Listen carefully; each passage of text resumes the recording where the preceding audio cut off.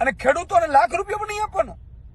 ખરેખર તો 5% કે 10% પ્રોફિટમાં લાભ આપો, અથવા તો તમે એવું કરો કે ભાઈ વળતર ઊંચું આપો. જૂના તમે અને અંગ્રેજોના કાયદાઓ ચાલે છે, અંગ્રેજોના સમયના અત્યારે, અને અધિકારીઓ મગનું નામ મરી નથી પડતા, અને પોલીસ વાળા એવી રીતે ખેડૂતો ઉપર તૂટી પડે છે. કેમ ભાઈ કોઈ આઈપીએસ નું, આઈએએસ નું કે મુખ્યમંત્રી મંત્રીના ખેતરમાંથી કાઢો? કોણ ના પાડે? મુખ્યમંત્રીના ખેતરમાંથી કાઢો જોઈએ, અને મુખ્યમંત્રીના દીકરા દીકરીને આવી રીતે ઉપાડો જોઈએ, ટીંગાટોળી કરો જોઈએ. સિંઘમગીરી તમને ખેડૂતો ઉપર, ગરીબો ઉપર તમને ફાવે છે. તમે શરમ આવી જોઈએ અધિકારીઓને પણ. તમે એમને એમ છૂટ આપી દેજો કે મરજી પડે એવી રીતે કરી લ્યો, ખેડૂતોને હેરાન કરો, પરેશાન કરો.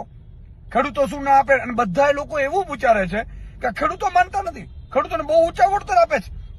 કંપનીઓ મેં સાંભળ્યું છે નેતાઓના ખિસ્સા ભરે છે, અધિકારીઓના ખિસ્સાઓ ભરે છે, મેં સાંભળ્યું છે. તો તમને મળી જાય અને ખેડૂતોને ન મળે, અને તમને ન મળતું હોય તો તમે આવી રીતે કરો ખરા? મુખ્યમંત્રીને મને એમ કહો કે ફંડ કે ચૂંટણી ફંડ કે મળે છે કે શું આમાંથી? જો ન મળતું હોય તો તમે એટલા બધા શું ઉભરા આવી જાય છે કે જે તમને મત આપે છે ખેડૂતો, એને તમે મતની કિંમત નથી કરતા, એના ઉપર અત્યાચાર કરો છો, એની મતની તમને પડી નથી. અને બીજી બાજુ કંપનીઓ માટે તમે આખો તંત્ર ઉભો રાખી દો છો, પોલીસ, કલેક્ટર, એસડીએમ, અને પછી એમ કે છે બધા ખુલ્લેઆમ કે જાઓ તમે કોર્ટમાં, અને અદાલતોમાં પછી કેસ ભરાવે. અને જેટલા પણ નેતાઓ હમણાં ત્યાં ગયા, ખેડૂતો ગયા, એને બધાને જેલમાં નાખી દે છે. આ અત્યાચાર 54 લાખ ખેડૂતોના આત્મસન્માન ઉપર ઘા છે.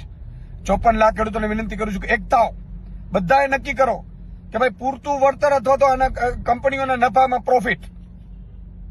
સરકાર શું, સરકારનો બાપ પણ ઝૂકવું પડે.